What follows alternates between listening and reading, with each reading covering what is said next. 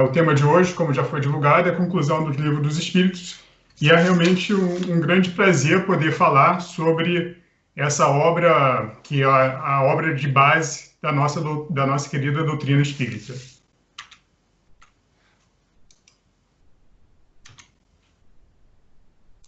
Então, como é chegado também o término do estudo, né, nesse ciclo de palestras que foi feito no CISCO durante os últimos meses, sobre o Livro dos Espíritos, abordando os diferentes capítulos, a conclusão é sempre um bom momento para refletirmos também sobre o todo, né, o conjunto da obra, o conjunto do Livro dos Espíritos, né? Então, vou fazer uma breve abordagem sobre a origem da obra, como que essa obra foi concebida, como que ela foi executada, como que ela chegou até os dias atuais, passando nessa breve análise sobre os autores envolvidos, a estrutura do Livro dos Espíritos e, para terminar, focando então no objeto do tema de hoje, que é a conclusão, que essa conclusão dessa edição, né, ela é dividida em 9 sessões que abordaremos em detalhe.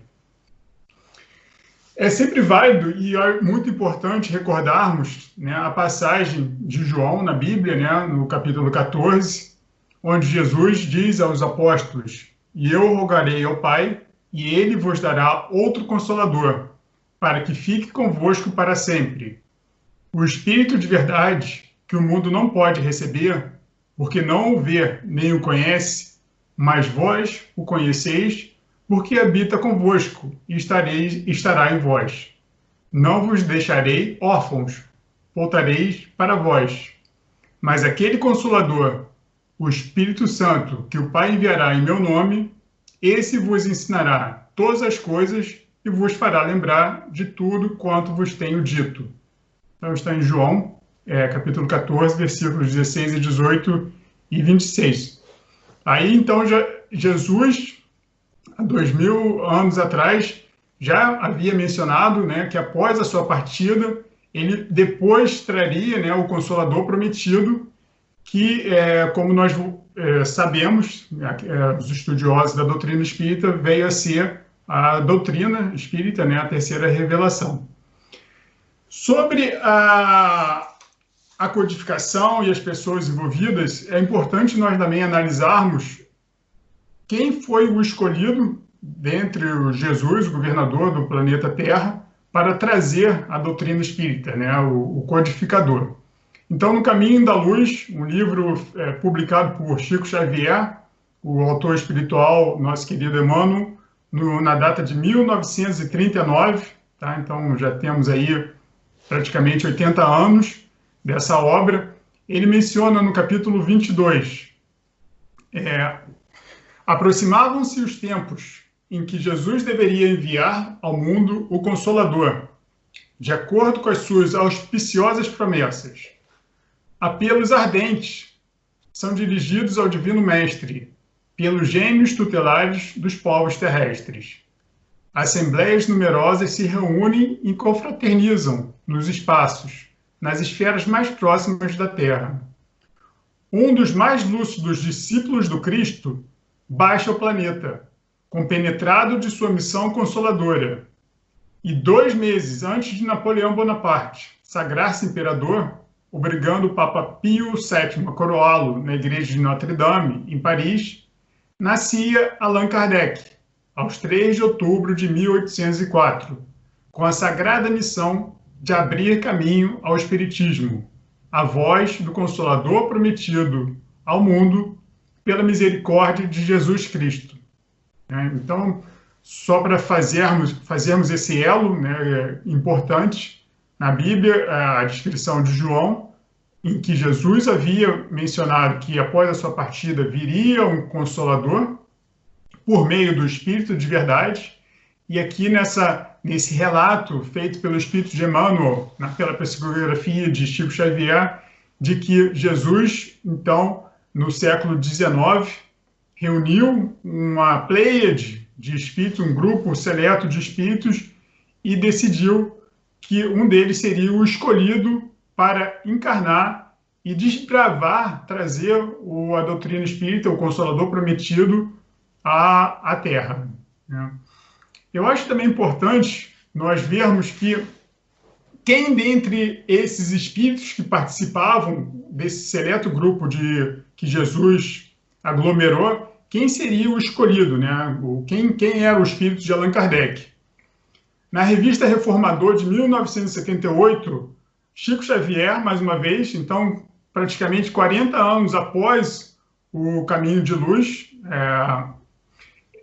pela psicografia, uma psicografia de Chico Xavier pelo espírito de Humberto de Campos, ele traz mais detalhes sobre essa reunião que Jesus empreendeu para que trouxesse, então, o Consolador prometido à Terra.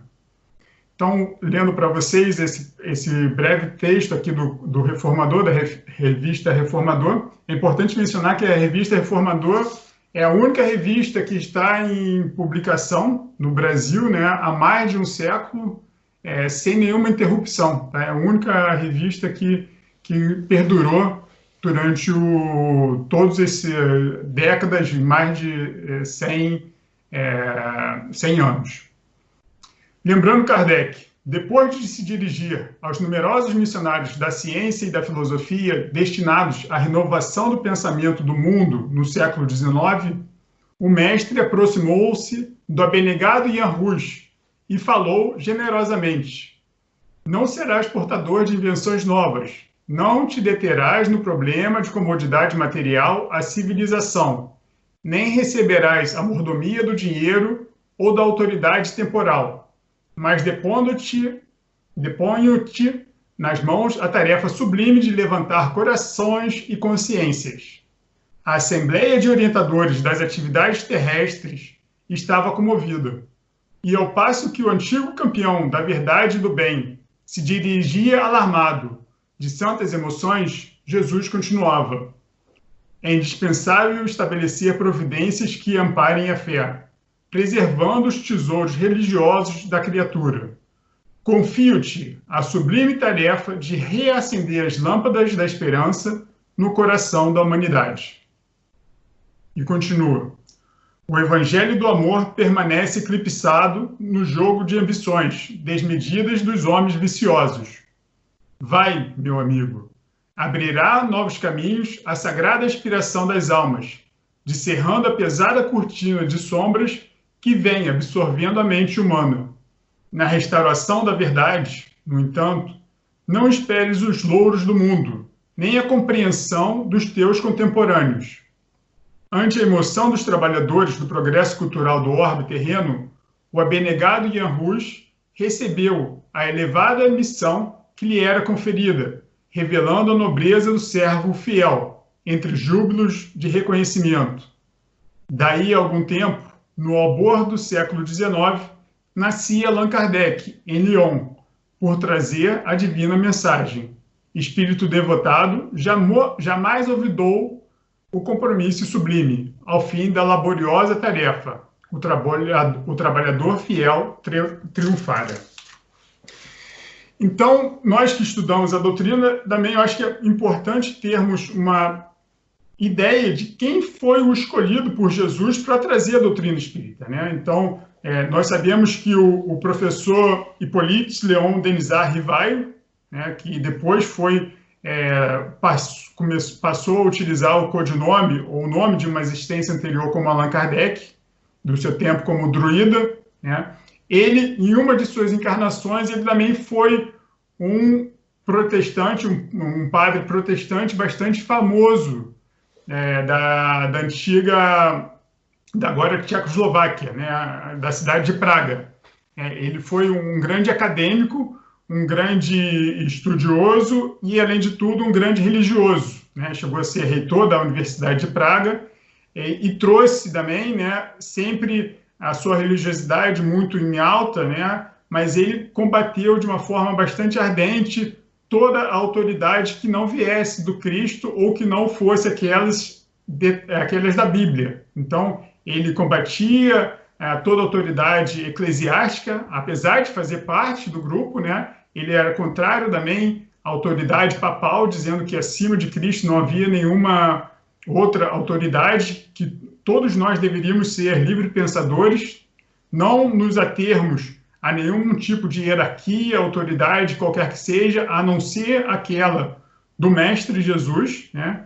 E Ian Rus, nessa sua encarnação, né, Allan Kardec, nessa sua encarnação no século XV, né, ele também escreveu vários livros que, infelizmente, foram queimados, e ele acabou depois sendo julgado e condenado à morte na fogueira. Mas essa breve explicação é só para nós analisarmos o contexto, qual foi da origem do Livro dos Espíritos, né?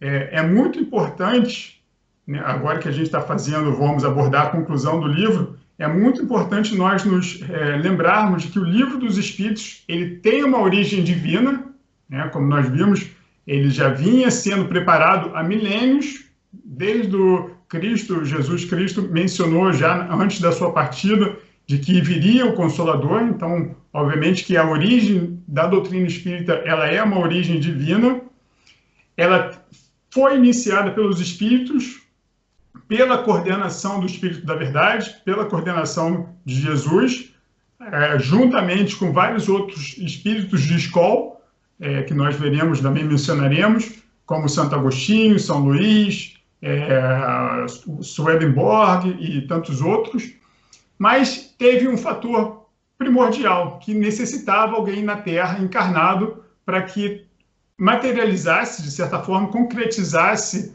essa doutrina aqui no plano terrestre.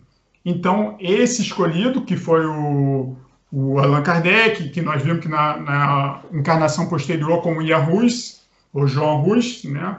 E depois como Hippolyte Léon Denisard Rivail, foi então o escolhido para trazer, né, o espírito que continha todas as características, tanto intelectual como moral, como também uma certa bagagem de vivências com moderação, com serenidade, disciplina, para que pudesse, então, empreender essa obra magnânima que foi o Livro dos Espíritos, né? Por que uma obra magnânima, né? Por que dizemos isso? Pelo fato de que é uma obra destinada a trazer uma revolução moral a todo o planeta Terra. Ela traz as ferramentas necessárias, através do esclarecimento, através do consolo, através das revelações que são feitas, para que a humanidade pudesse, as pessoas no planeta Terra pudessem se melhorar e, consequentemente, melhorar, né, o planeta como um todo, passando, então, para uma nova era. Nós sabemos que já se faz aí mais de 150 anos, 170 anos dessa obra. O Livro dos Espíritos ele foi inicialmente publicado em 1857, a primeira versão contendo 501 perguntas e respostas, né? E ele foi posteriormente revisado, ampliado em 1860, né? Que é a última versão, que é a versão que nós temos até hoje, com 1019 perguntas e respostas. E é importante a gente ver que na obra foi utilizado um método socrático. Sócrates também foi um dos espíritos que participou da codificação, como espírito, né? E esse método socrático, o que dizia, né? Allan Kardec, um magistrado, que já exercia o magistério por mais de 30 anos, uma pessoa que participava de sociedades científicas, autor de vários livros em várias áreas da educação, tanto na língua francesa, revisão da gramática, como também em ciências naturais, matemática e tantas outras. Ele preparava, né, perguntas e, antes de ir a sessões mediúnicas, ele, então, preparava, compilava diversas perguntas que seriam, então, feitas aos espíritos para que pudesse, então, fazer o corpo da doutrina espírita, né? Então, foi um trabalho de coordenação entre os dois planos, o plano espiritual, por toda a Pleiade, o grupo de espíritos que estavam colaborando do lado de lá, do outro lado do véu, e aqui do lado terrestre, né, no planeta Terra, o professor Hippolyte Léon Denisard Rivail estava, então, fazendo toda essa coordenação da obra que resultou no Livro dos Espíritos, né? Então, a gente vê que realmente é importante nós nos atermos de que, ainda que sejamos espíritas, ainda que acreditemos na vida após a morte, nos ensinamentos que vêm, não existe todas as iniciativas que devem ser feitas aqui no plano terrestre, ela é uma coordenação, né? Ela deve ter iniciativa, né? Nós somos responsáveis pelas nossas ações, pelos nossos programas, né? E devemos tomar iniciativa para que os espíritos que estejam ali ao nosso redor, os nossos mentores e guias e amigos espirituais, possam, então, auxiliar na consecução de qualquer trabalho que seja, pois foi assim que foi feita a doutrina espírita. Então, só relembrando brevemente o Livro dos Espíritos, ele é composto por uma introdução larga, onde Allan Kardec ele traz todo o princípio da doutrina, né? Relata o início, como foram as reuniões mediúnicas, como que ele se organizou e os primeiros conceitos da doutrina, e depois ele é dividido em 4 livros principais, né? O Livro dos Espíritos. O primeiro, das causas primárias, depois o livro segundo, Mundo Espiritual dos Espíritos, o terceiro livro, Leis Morais, e o quarto livro, Esperanças e Consolações. E, por último, a conclusão, que nós abordaremos hoje. Mas é importante nós lembrarmos que cada um desses livros resultou em outros livros da codificação. Por exemplo, o livro 2, Mundo Espiritual dos Espíritos, ele resultou, né, ele foi a base do Livro dos Médiuns, publicado em 1861. O livro 3, de Leis Morais, ele foi a base do Evangelho segundo o Espiritismo. O livro 4, Esperanças e Consolações, foi a base do livro Céu e Inferno. E a Gênese, posteriormente, ele traz elementos de todos os livros dos Espíritos. Isso para mostrar a nós de que o Livro dos Espíritos ele é a base da doutrina e ele já continha ali toda a semente do Espiritismo. Então, foi um trabalho muito bem executado, muito bem planificado, né, e implementado por todos aqueles que desenharam essa obra desde os seus primórdios, né, que foi executada com muito zelo por séculos, se não por milênios, né. Então, vamos agora passar à conclusão, né. A conclusão do Livro dos Espíritos ela é dividida em 9 partes, né, 9 sessões. Aqui também vale um adendo, né, que na primeira edição do Livro dos Espíritos a conclusão era bastante reduzida, de apenas 1 página, né? Na segunda e última versão do Livro dos Espíritos, de 1860, essa conclusão Allan Kardec já ampliou de uma forma significativa, já foi para 20 páginas, né? E também é importante a gente lembrar que Allan Kardec ele não só elaborou as perguntas que foram postas, apresentadas aos espíritos para que respondesse, que trouxe toda a filosofia espírita, mas ele também coordenou, mas ele também escreveu comentários, ele fez aportes, escreveu a introdução e a conclusão. Obviamente que a obra como todo, ela foi depois revista pelos espíritos que disseram onde deveria ser feitas algumas correções, inclusive nos comentários, nos aportes, nas adições de Allan Kardec, onde deveria ser suprimido para que fosse uma obra bem harmoniosa e bem coerente, né? E isso foi feito também durante esse período da revisão do Livro dos Espíritos.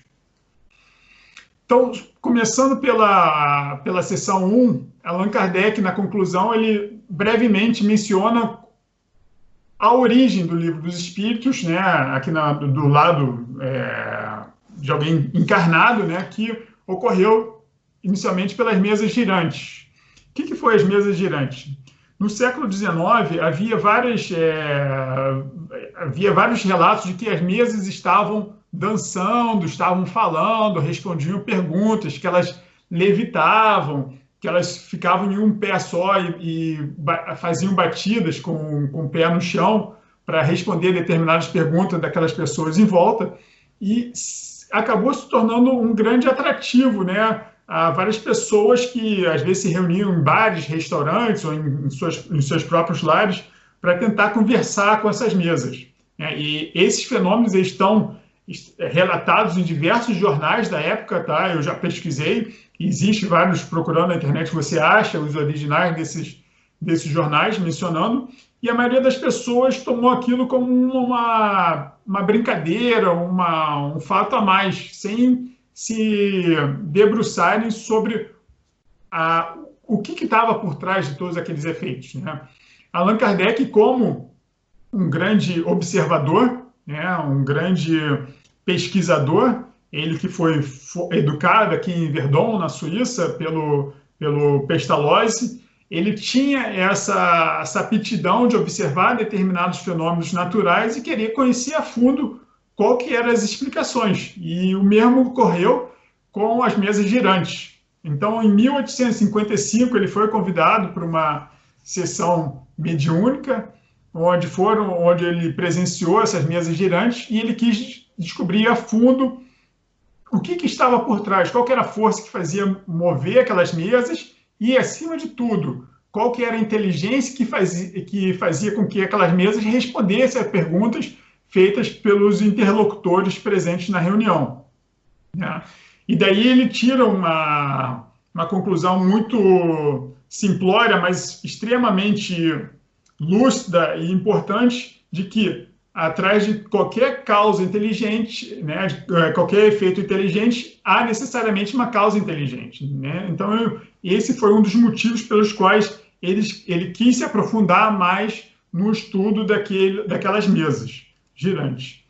E essas mesas girantes, ela trouxeram esse fenômeno, ele trouxe uma verdade muito importante, né?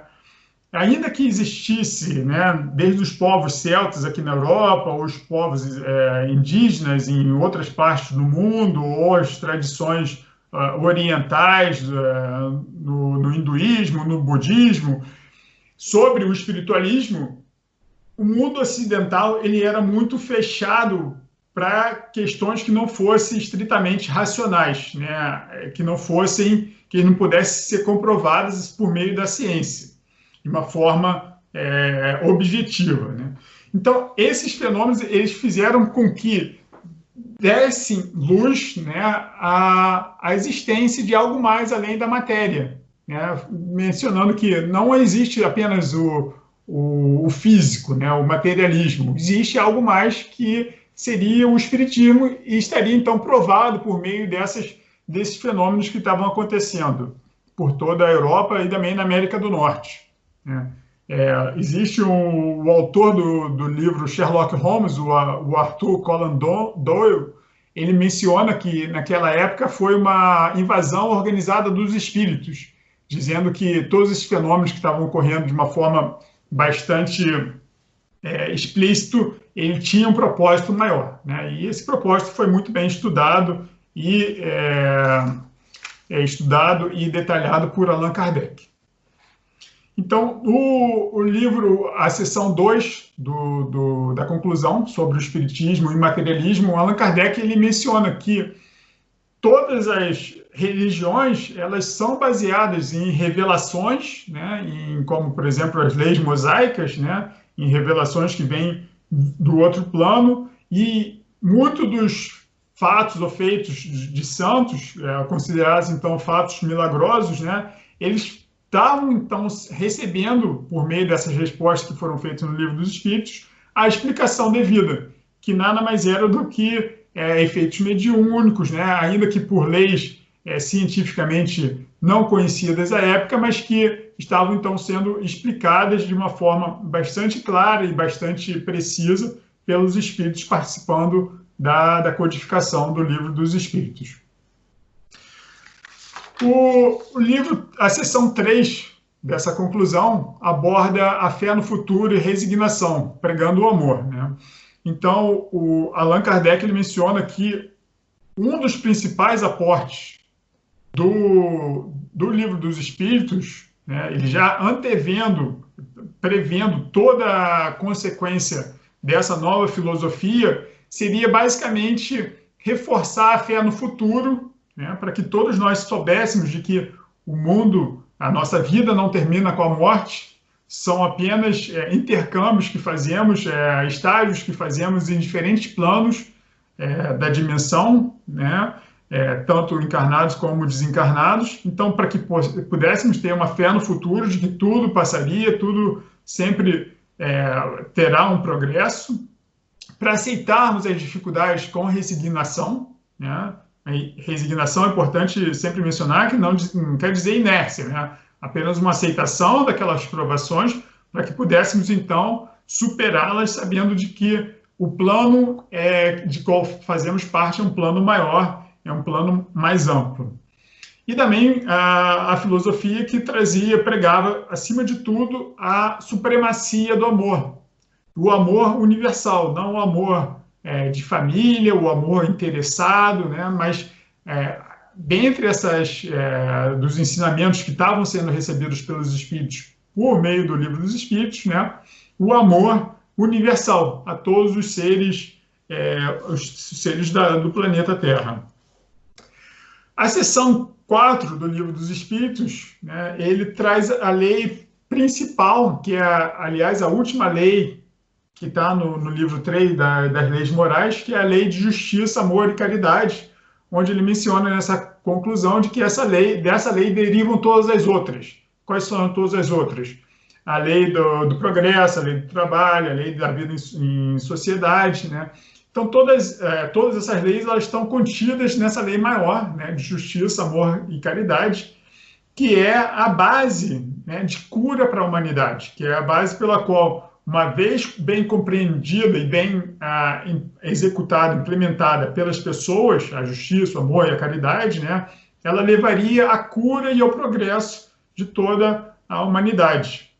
E deveria, então, essa lei deve ser, né, muito importante, ele menciona na conclusão, essa lei de justiça, amor e caridade, ela deve ser a base de todas as instituições sociais, né, porque só ela que vai levar à felicidade do homem.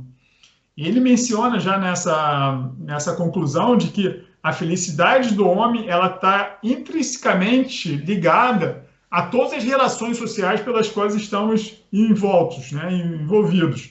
Então, por meio da aplicação da justiça, do amor, da caridade, onde existe o amor universal, a fraternidade universal, né, isso levaria a uma pacificação nas relações sociais, né, e, por conseguinte, a felicidade do indivíduo. Ele menciona que não seria possível, né, a felicidade individual. Nada adianta, né, uma pessoa achar que está feliz porque juntou diversos recursos financeiros, patrimoniais, se ao seu lado, na sua sociedade, tivesse outras pessoas não tendo essas mesmas condições. Então, isso ele reitera de uma forma bastante contundente nessa parte, na seção 4 da conclusão. A seção 5 da conclusão, ele menciona que o Espiritismo teria 3 fases, né, nessa busca da felicidade. A primeira fase, que era a fase onde eles estavam vivendo naquele exato momento das mesas, dos fenômenos mais à vista, né, como as mesas girantes e tantos outros, né, que seria a fase da curiosidade do Espiritismo, né. Essa fase seria, em breve, logo, seria curta e passaria logo para uma fase da filosofia, onde as pessoas não se atentariam tanto aos fenômenos, às manifestações em si, mas focariam tão somente nos conceitos morais passados pelas mensagens, pelas manifestações dos fenômenos espíritas. E a terceira fase, que seria, além dessa filosofia, seria a efetiva aplicação desses ensinamentos, né, no nosso dia a dia, no nosso viver, e as consequências advindas dessa aplicação direta, né? Então, seriam 3 fases que os espíritos previram já de início, né, e Allan Kardec descreveu nessa conclusão pelo qual o espiritismo passaria. É importante mencionar, já na seção 6, na força da filosofia, de que Kardec mencionou que o importante da doutrina, né, não seriam os fenômenos espirituais, né, não seriam aqueles fenômenos que a ciência não conseguia explicar, não conseguia se explicar, mas sim a força de todos os ensinamentos da moral, né. E ele menciona aqui um fato bem interessante, porque, como eu mencionei, a segunda e última versão do Livro dos Espíritos, né, que é a segunda versão, de 1860, ele menciona que, ainda que todos os livros viessem a ser queimados, né, como era um ensinamento proposto, exposto e transmitido pelo plano espiritual, né, ainda que os livros viessem a ser queimados, essa doutrina persistiria, porque era um plano maior, né? E é interessante a gente ver que no ano seguinte, infelizmente, os livros espíritas, eles foram queimados, né, nos Autos da Fé de Barcelona, em 1861. Né? E é também interessante nós notarmos de que Jan Hus passou, como eu mencionei antes, ele passou pela mesma experiência na sua reencarnação, né, Allan Kardec na sua reencarnação como Jan Hus, no século XV, onde ele também teve os seus livros queimados em praça pública. Né?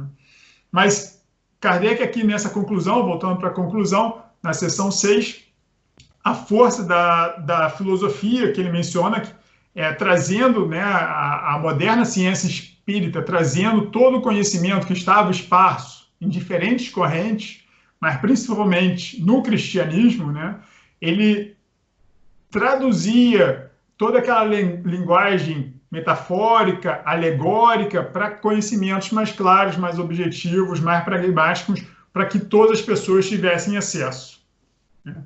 E é interessante a gente lembrar também que Kardec, ele, como professor, né, como eu mencionei, ele exerceu o magistério durante mais de 30 anos, ele tinha um cuidado muito grande, né, em fazer com que tudo aquilo pudesse ser bem assimilado, bem absorvido pelos leitores, pelos adeptos do Espiritismo.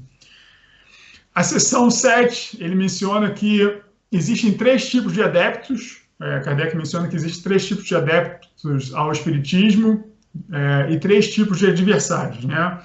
Os 3 tipos de adeptos seriam aquelas pessoas alguns que creem nas manifestações espíritas, né, mas só observam, acreditam num plano que não seja o plano material, numa outra dimensão, uma outra frequência vibratória, né, mas que só se interessa na observação, nas possibilidades, sem se ater ao principal, né, que seriam depois os segundos tipos de adeptos, né, seriam aquelas pessoas que compreendem as consequências morais de todos os ensinamentos. Né? Quais ensinamentos? O ensinamento da existência da vida após a morte, da reencarnação, da lei de ação e efeito, né? Tudo isso que foi tão bem descrito e detalhado no Livro dos Espíritos. Mas além dessas 2 categorias de adeptos do Espiritismo, aqueles que creem nos fenômenos espíritas, né, que já é um nicho de pessoas, infelizmente, né, mas esperemos que com o avanço da ciência, né, as pessoas possam mais e mais dando conta de que existe um plano além do que está, daquilo que está além de nossas visões, né? E além dos adeptos que compreendem as consequências morais, existe o 3º tipo de adeptos, que são aqueles que praticam, né, a prática moral, ou praticam os atos morais dessa filosofia renovadora que foi trazida pela doutrina espírita. Né? Então, nesse 3º tipo de adeptos que nós devemos todos nos focarmos. Né? Não só acreditar nos fenômenos espíritas, pessoas que têm mais mediunidade ou menos mediunidade, né?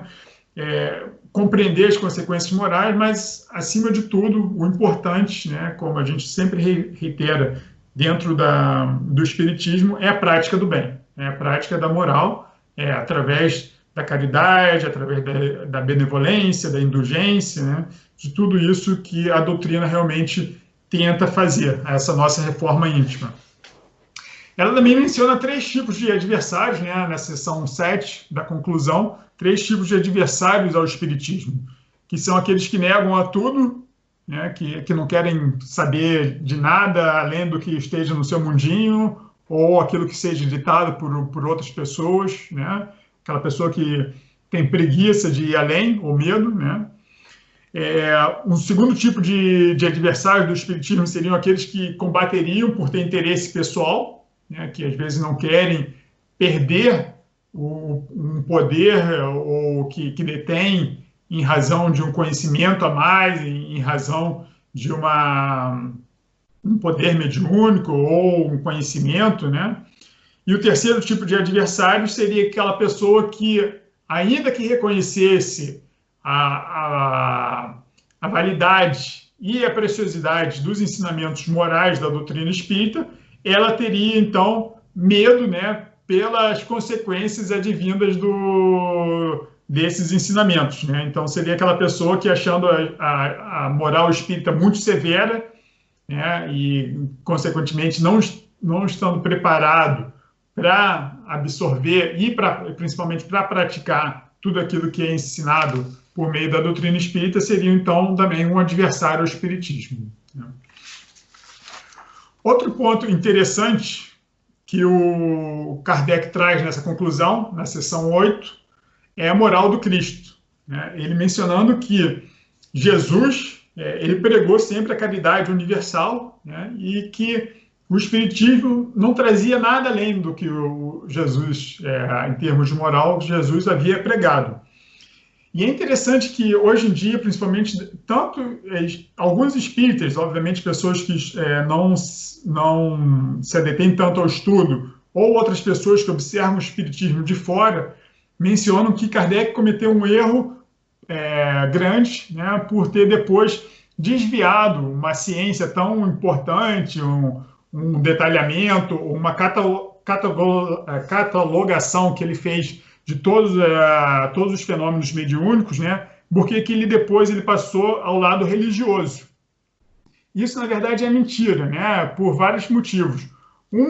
Pelo fato de que, desde a primeira edição do Livro dos Espíritos, em 1857, já tem ali uma resposta muito clara, onde é perguntada aos espíritos, Kardec faz a pergunta aos espíritos, quem é o modelo e guia, né, para o ser humano, e os espíritos já responderam, desde essa primeira edição, Jesus, né? Então, Jesus ele já estava desde o início na doutrina espírita, e não foi incorporada a moral cristã, não foi incorporada depois, né? Infelizmente, a gente vê algumas pessoas com um certo conhecimento negando essa questão religiosa, né, ou até mesmo a questão cristã dentro da doutrina espírita, mas devemos ter ciência e lembrarmos sempre de que sempre foi uma doutrina cristã. E além do mais, né, além de ter tido essa resposta dos espíritos, o que nós vemos é que todos os espíritos evoluídos, né, que vieram trazer mensagens ou manifestações, todos eles, né, eles falam que existe realmente através desse religarem com o Pai Criador e também da escala de progressão dos espíritos, né, todos eles mencionam Jesus como o principal chefe, governante do nosso orbe, do nosso planeta Terra. Então, aqui acho que é importante a gente sempre ter em mente, né, de que sempre foi uma doutrina, a doutrina espírita sempre foi cristã, desde a sua incepção, né, desde o início. A sessão 9, quando ele termina, a última sessão, né, ele menciona que algumas das pessoas que são contra o espiritismo, né, ele refutando alguns dos críticos, né, mencionam que todas as comunicações, há pessoas que acreditam nas manifestações espíritas, mas sempre dizendo que as comunicações só podem vir pelo uma expressão muito popular que todos nós conhecemos, isso é coisa do diabo, né? E Kardec refuta já desde o início, né, de que não é possível que o Pai Criador, né, não possibilitasse que espíritos benévolos, né, espíritos que quisessem o bem, também pudessem se comunicar, e como fizeram, né? E também não teria nenhuma lógica pensar que apenas comunicações de espíritos malévolos, né, mas espíritos que sempre pregam o amor, pregam a paz, ou a abnegação, né, como que podem ser esses espíritos malévolos, né? Então, obviamente que cabe, então, a todos nós, seres conscientes, pensantes e que refletimos, né, fazermos a diferenciação entre o joio e o trigo, pensarmos, né, qual o tipo de mensagem e qual tipo de espíritos que estão ali se comunicando, passando aquelas informações, como é a própria doutrina espírita, a codificação, né, onde prega nada mais, nada menos do que o amor universal, a família universal, né, sem divisões, sem apegos egoísticos, individualistas, né, sempre a prática da indulgência. E nessa última sessão, Kardec ainda menciona que o amor de Deus e a prática do bem, né, que é o pensamento comum, né, que desde que estejamos todos com intuitos de sempre fazer o bem, né, não há para que haver divergências, né? Então, é importante esse ensinamento também, porque ele utiliza para finalizar a obra, né, essa importância da união, né, a importância que, se estamos todos querendo colaborar com o bem, não há para que haver desavenças ou qualquer contrariedade, né? Aí ele menciona que normalmente só pode haver dois tipos de divergência, né? Uma daqueles que querem o mal e os que querem o bem. Aí a gente tem realmente uma situação bastante nítida, onde os interesses são diversos, né? O mal e o bem, na minha concepção, de uma forma bem simplista, sempre dividindo o mal, resumido como o egoísmo, o individualismo, né? E o bem, resumindo como a coletividade, sempre, né? E ele menciona, ainda que dentre aquelas pessoas que só querem bem, né, ainda que haja alguma controvérsia, a melhor forma de saber quem está com a razão, né, é esperar ver com o tempo, né, que a luz sempre brilhará mais para aquele que estiver de boa fé, aquele que estiver perto da verdade, né? Então seria uma questão de tempo, mas desde que estivéssemos todos sintonizados, focados na prática do bem, né, não haveria por que não aceitarmos comunicações de espíritos ou daquelas pessoas que estão ao nosso redor tentando passar qualquer que seja as informações. E para terminar, né, ele termina com uma passagem de Santo Agostinho, e também é interessante, né, lembrarmos, eu recentemente vi o filme do João Rus, do Ian Rus, tá? Tem vários filmes dele no YouTube, para quem tiver interesse em ver essa vida pretérita do professor Hippolyte Léon Denis Rivaio, né, do Allan Kardec, no século XV, né? E ele também, o Ian Rus, ele era um grande admirador do Santo Agostinho, né? Então, e a gente vê que isso foi depois, obviamente, continuou essa admiração nessa sua encarnação como professor Rivaio, né? Ele termina o Livro dos Espíritos com uma mensagem do Santo Agostinho, né, onde Santo Agostinho termina dizendo que os que são bons, humanitários e benevolentes para com todos, esses são os prediletos dos bons espíritos e prediletos de Jesus, porque seguem a estrada que este lhes indicou para chegarem até ele, né? Então, aqui sempre mencionando concluindo de que o importante de toda essa doutrina, da doutrina dos espíritos, seria apenas criar, né, nos transformarmos em homens de bem, humanitários, benevolentes, né, pois assim seremos, então, bem guiados, bem instruídos, bem orientados e amparados pelos bons espíritos e também por Jesus. Então, dessa forma que é exposta a conclusão dos livros dos espíritos. Nós que somos espíritas devemos estudar, não apenas ler, mas estudar o livro dos espíritos, né? A gente também recorda de que Jesus, uma das máximas do espiritismo, né, é amai-vos, de Jesus, é amai-vos e instruir-vos, né? Então é importante que a gente faça essa leitura atenta dessa obra, né? Foi muito importante nos estudos aqui nas palestras públicas, estudarmos o Livro dos Espíritos, mas nós sabemos que o caminho, o progresso, ele é individual. Então, cada um de nós tem a responsabilidade de estudar a fundo, né? Não devemos ser espíritas apenas de ouvirmos palestras, né? É claro que ouvir palestras é bom, é saudável, salutar, mas o principal é o estudo por meio de leituras das obras, né? E eu acho que todos nós temos acesso a fontes na internet, onde quer que seja, né? Nas bibliotecas dos centros espíritas e em tantos outros lugares, e para que possamos, então, criarmos cada vez mais fortalecermos esse cabedal de conhecimento e também apurarmos o nosso senso crítico, né? Avaliarmos bem, reflexionarmos, pois nós fomos criados como espíritos simples e ignorantes, mas vamos aos poucos nos evoluindo e, para tanto, faz-se necessário, como o Espiritismo tão bem explica, a nossa evolução moral e intelectual. Então, é importante a gente ter sempre em mente, né? Então, fica aqui a sugestão de leitura do Livro dos Espíritos, né? E fico à disposição se alguém tiver algum comentário, alguma pergunta, tá? Que gostaria de fazer. Sou todos ouvidos.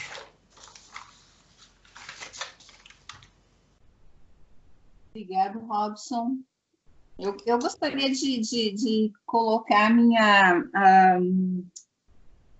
a minha percepção, assim, do que é a doutrina espírita, do que a doutrina dos espíritos trouxe para mim, né? A minha experiência, né? O Livro dos Espíritos, ele traz muitas respostas, né? Há tantas questões que todos nós trazemos ao longo da nossa existência, né? E que muitas vezes, quando nós não temos a oportunidade de encontrar essas respostas, como nós temos na doutrina espírita, a gente acaba vivendo numa angústia muito grande, né?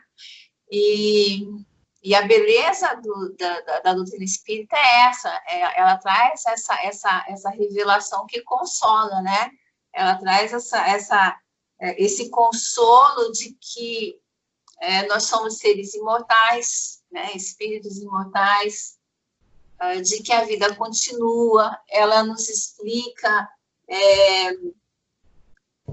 o porquê das nossas aflições, muitas vezes, né?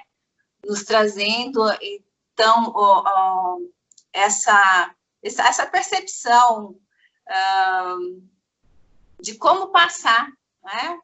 Por essas dificuldades, pelos desafios que nós encontramos na nossa existência, todos os dias, né? Nós sabemos que cada um de nós tem um desafio a superar, e muitas vezes esses desafios são diários, né?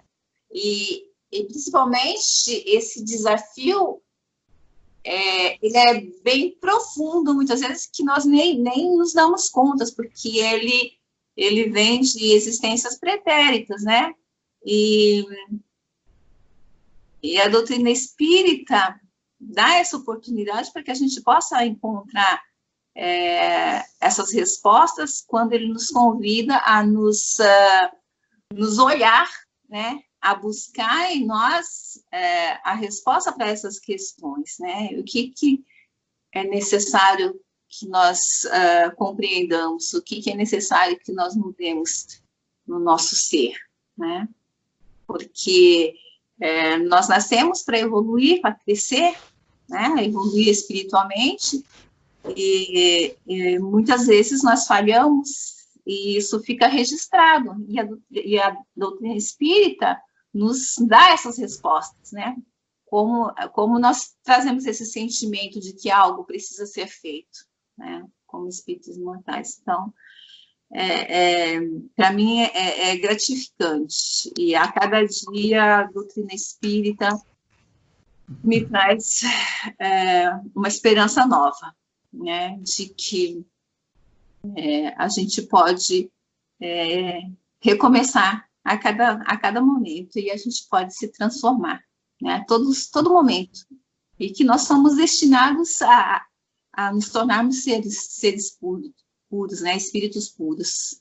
E isso é consolador, quando a gente se liberta do medo do inferno, quando a gente sabe que nós somos responsáveis, né, por criar o nosso céu, o nosso inferno, quando nós sabemos que o Pai nos vê como esses seres, né, que Ele criou, seus filhos, né, com muito amor, com muita compaixão.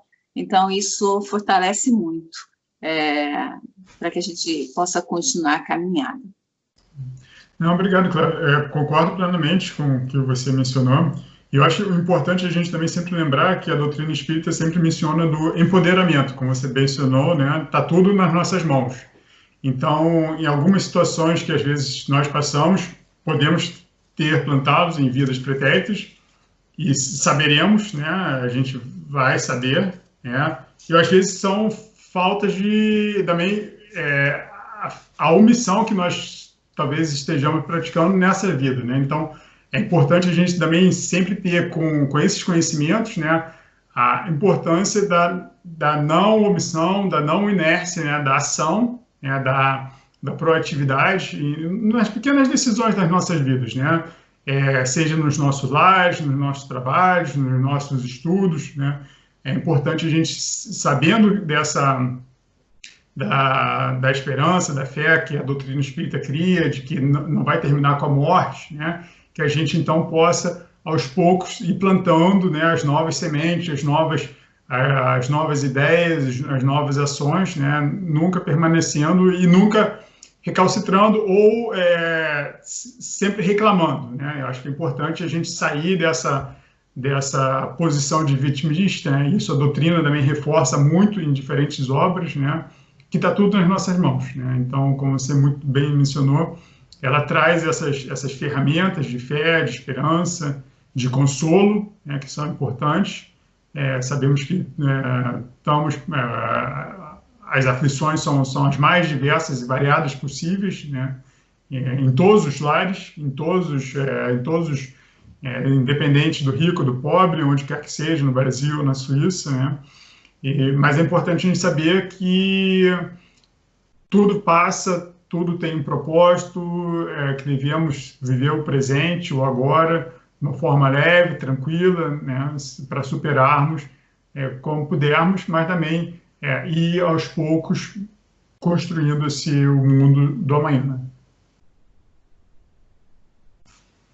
Isso mesmo. Nos esforçando sempre, né, com boa vontade. Mais alguém gostaria de fazer algum comentário, alguma questão? Está aberto, gente.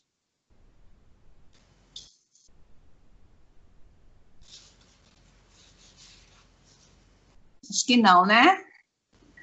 Então, vou pedir para o Ayrton, né? Ayrton, você está aí? Sim. Obrigada por tudo. Bom. Obrigado. Pelo trabalho, pela disponibilidade. E vamos esperar que talvez daqui 2 semanas a gente possa se encontrar pessoalmente, né? Ótimo. Verdade. Obrigado, Robson, pelas palavras sábias. Dentro de qualquer pessoa existe uma coisa boa, equilíbrio e harmonia, é a alegria que nos traz o amor. Vem por uma luz tão fina que do céu nos ilumina, transparente e cristalina, guardição divina, luz do Criador. Para ter luz na consciência é preciso paciência, e a paz dessa ciência é ter a essência da sabedoria. Quem tem coração aberto pensamento bem alerta, está no caminho certo de sentir de perto a pura alegria. Quem é da simplicidade não anda com vaidade, sabe que a amizade é que na verdade tem grande valor. Quem deseja colher flores é preciso plantar flores. Quem quiser boa colheita, a melhor receita é ser bom plantador. Na escola desse mundo, tô saudando essa vida, plantando e agradecendo, querendo paz pra cantar feliz. Sigo alegre o meu caminho, sei que não estou sozinho. Vou aprendendo a viver, quanto mais eu vivo, serei aprendiz.